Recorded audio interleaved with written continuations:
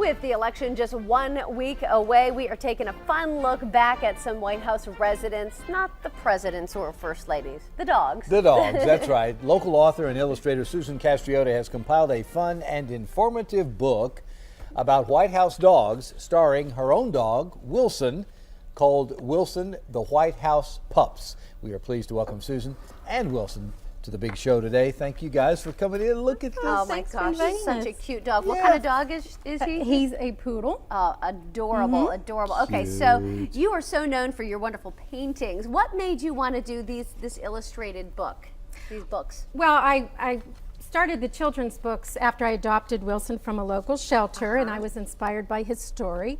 So that was the first book, Wilson Gets Adopted, and then the second book, Wilson Learns Manners, teaches children's manners. And I am a history buff. Okay. And I also did White House Christmas cards for years. So I thought, well, with the election this year, maybe it would be fun to do a book about the White House pups. Perfect. Tell us about a few of them. Which ones did you find most interesting? I think Pushinka, which was Kennedy's dog, which was a gift to Caroline by Khrushchev.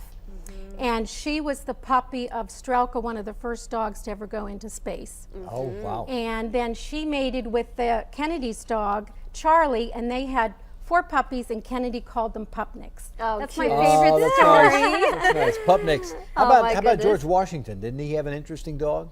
George Washington actually put 2 dogs together and made the American foxhound dog, and he Wow. had about 18 dogs. He might have had the my most dogs at goodness, the White House. 18, Well, he that's actually didn't crazy. live at the White House. He was the only president that did That's not right. It live at the wasn't White built House. yet. Right. Right. Okay, now we're looking at a picture of Thomas Jefferson with his dog there. Tell me about Buzzy. Buzzy, there's not a whole lot to say about Buzzy because we didn't know a whole lot back then. I think he wrote the first dog license. Yes, Is he that did right? in Virginia. Okay, in Virginia. Very Right. cool. And then Abe Lincoln's mixed breed dog, Fido. Fido. What was the mix? Do we know? Fido is, well, we don't know what the mix is, but he's probably some type of a lab. Fido was the first president's dog to ever be photographed. Oh, interesting. Yes. Cool. And then Theodore Roosevelt, tell me about him and his dogs. He had a lot of animals and a lot of dogs, and his daughter actually went to China and was given a dog as a gift by the Empress Dowager of China. Wow. So she brought the Interesting. dog Okay. back. Wilson. Wilson. Looky. Oh my gosh, such a cute little dog. All right, William Taft, he had a dog named Caruso.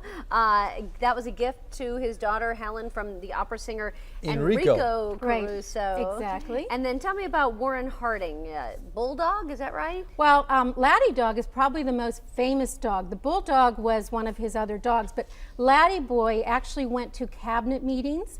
He has Oh his my own chair, goodness. which is I drew in the book, that's and he's Look at probably that. the most famous president's dog. You know, Wow.